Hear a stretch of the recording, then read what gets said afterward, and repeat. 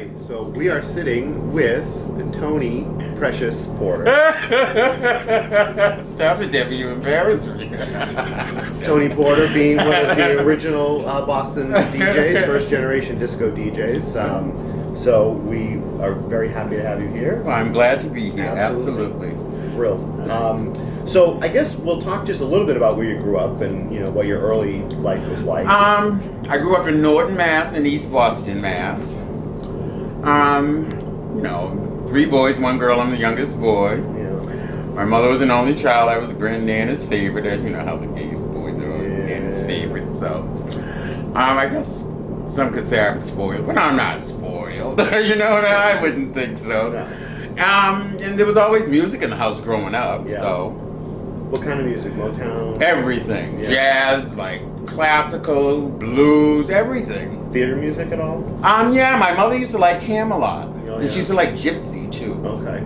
So, and I heard that stuff growing up. Yeah. So music was important to you at an early age. Yeah, like everyone else. When I was 6 years old, my Aunt Martha, my grandmother's sister, gave me the Chad and Jean album, Wake Up Little Susie. Who did that? Is it Chad and Jeremy? You would know It's that. a long time ago, honey. But that was my birthday. That and $5 for my 6th birthday. And that was my, I started after that. I just loved music after that. I was always in front of the record player, playing the 45. So that was my introduction into vinyl. So you were buying music right away? Right away, like my allowance, I would spend it after that. I used to get $2 for the week, so. Yeah. And I would just spend mine, 50 cents on candy and the rest on 45. What was school like for you? It was good. Yeah. Yeah. I went to the Theodore Lyman School in East Boston, 1st, 2nd, and 3rd. And I went to Fitton Catholic School 1st, 2nd, and 3rd. And then in 3rd grade, I jumped from 3rd grade to the advanced 5th and 6th grade. Okay. Because I guess the education was better. Blah blah blah blah blah blah. The violins go and the color girls go do do do do. And I always knew I was gay, naturally. Just like anybody else who looks at me can tell. Yeah, so you were very kind of just yourself. Yeah. Growing up, they never, they let me be who I was. Yeah. You know what I mean? Yeah. My grandmother used to always say, never let anyone change your spirit. Yeah. And when you're young, you really don't know what that means. Right. But I know what it means now, as I, reach puberty and said, well, I like boys. I knew what it meant, and back then the racial tension was certainly such. high. Yeah, you know what I mean? So, and I remember back then someone calling me a nigger, and my grandmother said, pay that no attention, boy. She said, that's hate, that's a wasted emotion. And she said, I don't ever want to hear that out of your mouth. One time in Norton, I was playing with my friend Jeff, and I came home. I had a crush on Jeff. I think I was around 11 years old. And I came home and I threw my bike down. I came in the house and slammed the kitchen door, and I went in my bedroom. And my grandmother heard me. She said, "Boy, what's wrong?" And I said, "Nothing, Nan." And she said, "Come here." I said, "I hate that Jeff." And she was in the living room knitting her thing. And she said, "Come here, boy." I said, "Just a minute, Nana." And I went in. She said, "Come here." And she was just knitting. And she said, "Come close." And she just kept knitting. And then she leaned forward and she said, slapped the shit out of me. And then she grabbed my face and said, "I don't ever want to hear you say you hate anyone or anything." And that has always stuck with me. You know what I mean back then, so. That's why I am the way I am. It's a good way to be. Yeah, so I've always been like this. Yeah. But you're not above throwing shade at somebody if they... Well, if they give it to me, just show shade just for the sake of shade, absolutely not. Yeah. I can throw the best shade, honey. But, that's... Yeah. Why do all that? Right. I don't... That's no fun. No. So Yeah. you don't get a good reputation either. No, my reputation always preceded me anyway, so... Yeah. So was this the 70s you were in 5th grade? No, 60s. This was 60s, okay. Mhm. So you get into high school in the 70s? Yeah, Yeah. when was I in high school? I guess 1971 I went into high school. Yeah, 14. Okay. I was 14, East Boston High. And how soon did you find yourself wanting to go out? Oh, I was out. I met a kid named Joey one time. We used to come, I get this, we used to come into town. Should I tell all this?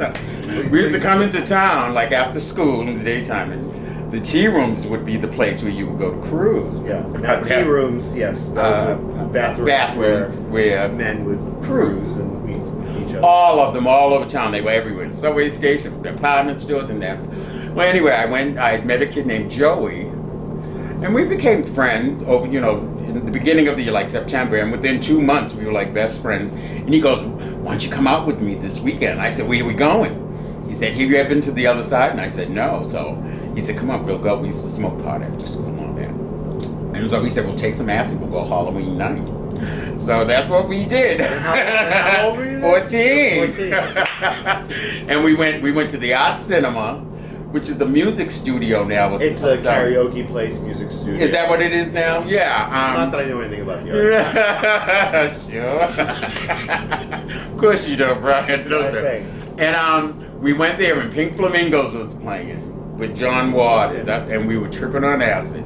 And we went to the other side, and that was the beginning of it all. What do you remember about stepping into the other side for the first time? Well, when we took the acid, I was like, I didn't freak out and everything, but I just saw things so clearly. Like, people get freaked out, and I was like to myself, boy, like, this is a different level of awareness. I remember saying this to myself. Like, I mean, it was just like I saw things so clearly. And I loved it. Like, people, used to have bad trips. I never had a bad trip in my life. No, so it just put me on a different level of consciousness. You know what I mean? And I was just more aware of everything. So we went there, and I remember Sam and the music, and he was playing a song by Eddie Grant and the Equals, Black Skin, Blue-Eyed Boys. Yeah. You know that song? It comes up a lot in the interviews. Does it really? Sure, yeah. Oh, that song. And I remember going crazy, and he used to play another one called Bongo Rock by the Incredible Bongo Band. Now, this at the time, he wasn't doing any kind of beat matching or anything like that. Not really, just at the end, or Yeah. fats cuts we used to call Right. them. Right. Like, so it was, not really, because he'd be doing sets in between the drag shows, Right. is what he was doing. And the mix of music was like Motown and... Motown, R&B, average white Some rock and band, roll. some rock and roll, dancey rock. Right. Right here, wrong place. I mean, right place, wrong time. Dr. John. Yeah, That yeah, song. yeah. Stuff like that. We'd be playing all that. What was that bongo record? Bongo Rock by the Incredible Bongo Band. There's one we have to look up and put Yeah, on the page. and in fact, MGM Records used to be right in the Park Square. Oh, that comes later. A few years later. Okay. We'll just remember that. Okay. So how long did you go? I mean, like, you obviously sort of loved it right from the beginning. Oh, just... And is that where you primarily went when you started going out? How often did you go? Oh, it's every night. Like, after school, I would do my homework, and it was like, 2 or 3 times a week. Yeah. My mother would say, "Where you going?" "I'm going out with Joey." Like, and then when the weekend would come, I would say, "I'm going to spend the night over." Because as long as I did my homework and my chores, I didn't have like many restrictions because I was a good kid, really. Right. So And your grades were good in school and all that. yeah. So my mother didn't, it was just do what you're supposed to do, and you can do what you want to do. 'Cause she knew I had a good head on my shoulder. Yeah. And my mother was an only child; she was pretty liberal. So Right. you know what I mean. So there weren't many restrictions. You know what I mean. If she would punish us if we did something, but by the time I was 14, none of that was going on. No. She let me do my own thing. Yeah. And I always brought my friends to the house to meet my mother. So Right. Well, and your older siblings are all straight?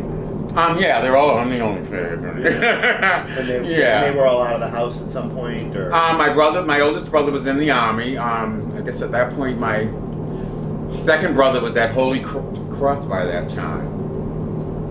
No, actually, he just got out of high school, actually, but he was applying to Holy Cross. Right. So, and that was then, Yeah. and I moved out by the time I was 16. Yeah. Yeah. Where did you move? Beacon Hill. Beacon Hill. 53 Garden Street. Yeah. Yeah. Well, I mean, every neighborhood had affordable places to live back then, right? Incredible, Brian. I had some wonderful apartments in this city for, like, back then. You couldn't even look at the closet for $400. I had an apartment on Commonwealth Ave, like, it was wonderful. Yeah. It was just incredible. The whole bottom floor, it was $350 a month. So you're going to the other side during much of this time? All the time. Well, then the 1270 came about. Joey said, "Let's go to the 1270." Now, was this just around the time it opened? I don't know how long it had been open, actually, but Yeah. it was open, though. It was Yeah. it was only 3 places in town that had dancing like that, which was the 1270, other side, and sticks, chapsticks.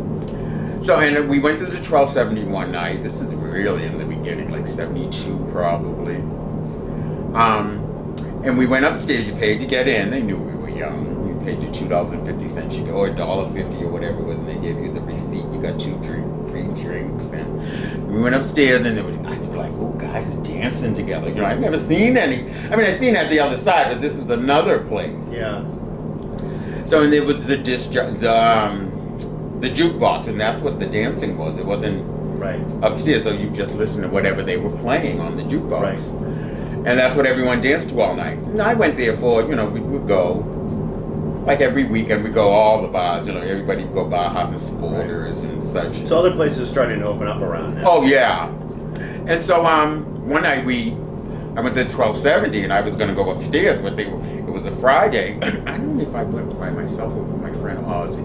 But anyway, I went, and I heard the music coming from downstairs, and it was like, it was Jimmy Stuard playing. So this is like, already you can tell something different. Oh yeah, I knew I wanted to.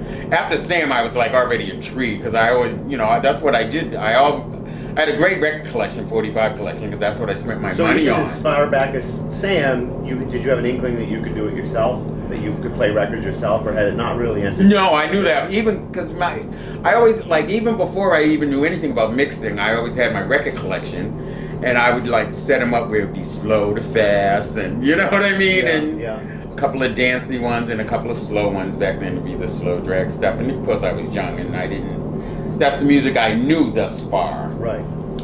But by the time dance music came along, I would just sit and I really learned from Jimmy Stuard, not from Sam. Right. Sam was, doing his thing, and he was good for what he did. Right, but Jimmy was taking it to another level. Yeah, a whole nother level, and that's where I wanted to go. So after that, I still went to the other side, but not as much. Right, so you go, that's downstairs at Jimmy's Downstairs. Thing? And I understand the sound system in the beginning was very rough, right? It was rough. It was 2 Thorman turntables and an old Altec Lansing mixer, which I ended up getting both of those things. That mixer was in Michael Evans' in his parents' basement for years. I'm sure they threw it out. But I ended up getting that. And the mixing was, there was no headphone, no constant cue, like if you did have headphone. You would just you turn the volume up and turn the record on, and you hear the beat. You just stop it there, and that's how people. Yeah, we've heard this before. So you can actually hear it in the house. Yeah, you just turn it up until you hear it start, and just. But the crowd couldn't really. Not really, because everybody's all high and everything. Yeah. So. So you were queuing without headphones. Right. With the. Right. PA. Right. Okay, so this is Jimmy who starts that technique. I understand that it's sort of happening in other parts of the country, like New York, I think. Feliciano's probably doing it right now. But there they had constant cue in New York, here. And they had it here, like at 1270. At the other side, they didn't have constant cue. Once you turned the part up, it was gone. In the headphone. And then people started to figure out how to wide jacket or preamp it or whatever the hell you do. Right, to hear it. Right. How's it coming out over there? Is my high pro glow showing?